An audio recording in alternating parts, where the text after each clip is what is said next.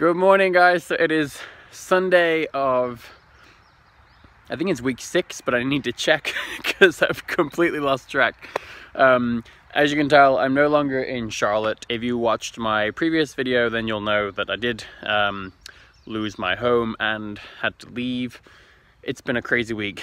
I will update you on everything today. I have to say that languages have totally fallen off the boat over the last 5 days. The last few months, even since I came back to YouTube, have been very challenging, but I've always stuck to my language studies through techniques like using my dead time and my mornings. The mornings have been so crucial and it's been really fun, but the last 5 days or 1 week having to leave the apartment, and I was donating all my stuff to Salvation Army and making several trips back and forth to the mountains here where I'm currently staying temporarily. It's been crazy. So today, this episode is all about getting back on the boat and not giving up. And the fact is that for all of us, sometimes things happen in our lives that just make it too much. And we're gonna sometimes fall off, but the key is to, as quickly as possible, clamber back onto the boat and get things back under control. So I'm gonna go in there and have some coffee now, and for the first time in about 5 days dive into some Portuguese study. I can't wait. Today's gonna be amazing, so let's get in there, and I'm excited about this episode.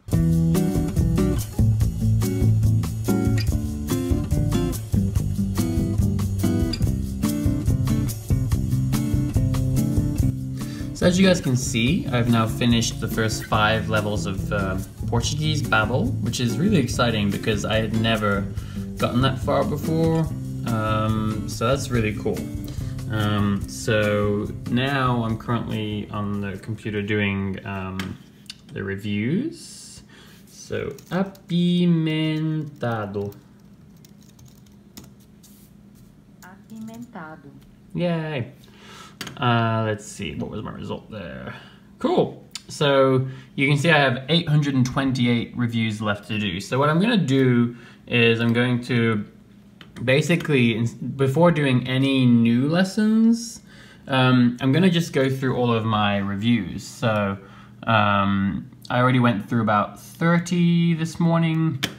So I figured what I will do is I'll go through all of these reviews, which will take a few days probably, because that way I'm going to be really up to date on everything that I learned so far. Not to mention, I just went through this stuff, so I've already kind of reviewed it, but this will really help. And then dive into level 6, smash it to pieces. And then I have one more that's not on here. There's an intermediate level now, and then I'll blast through all this.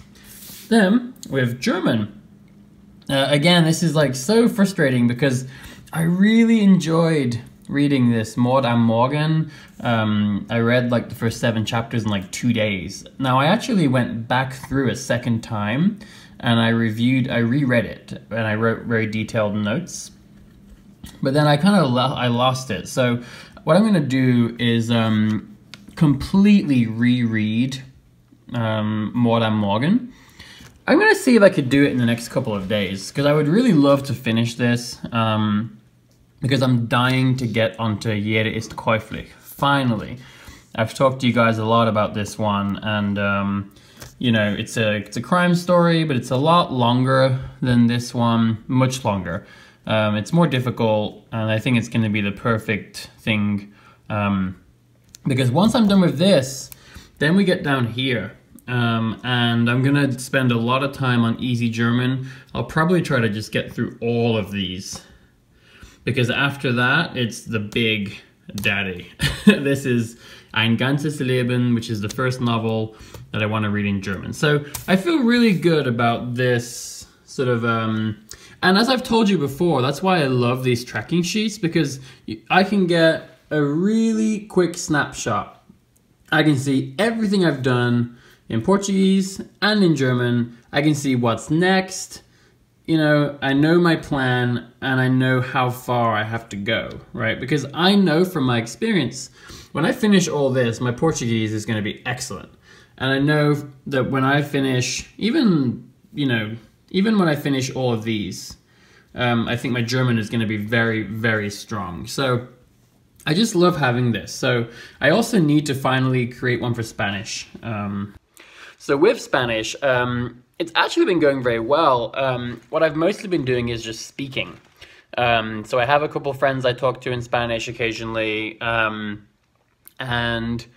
I've been sort of speaking to myself. It's been very relaxed, but it's really been helping me a lot, honestly. So my Spanish is honestly already at a pretty good maintenance stage. So now, as you guys know, my goal is not to only maintain them, but to also really improve them this year. So, but I would say my Spanish, I've already shaken the rust off.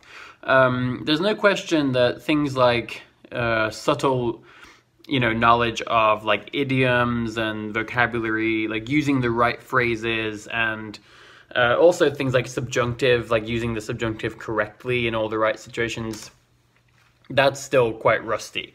But by and large, my Spanish is actually, it's okay. It's not that different than before. So I'm quite happy with that. See, and so you'll notice my Spanish was a lot stronger. You'll notice my Spanish did not change very much over 9 months of not really speaking Spanish, right? Whereas German, Portuguese, Swedish, they were much lower level, and they changed dramatically. So this is a really great, just real-time illustration of how important it is what level you have in each language. So that's why by the end of this year, I want to have all of my languages, all of my major languages, past the barrier, or the analogy we used in the video about the ocean and the waves, right? I want to have all my languages out to sea, right? So that in the future, this won't ever happen again.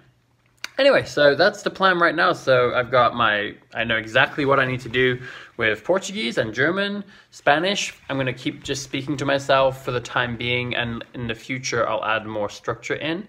But for now, it's just great to be speaking Spanish every day. So now I have 3 of my foreign languages all in the mix together. So there we are, really fun.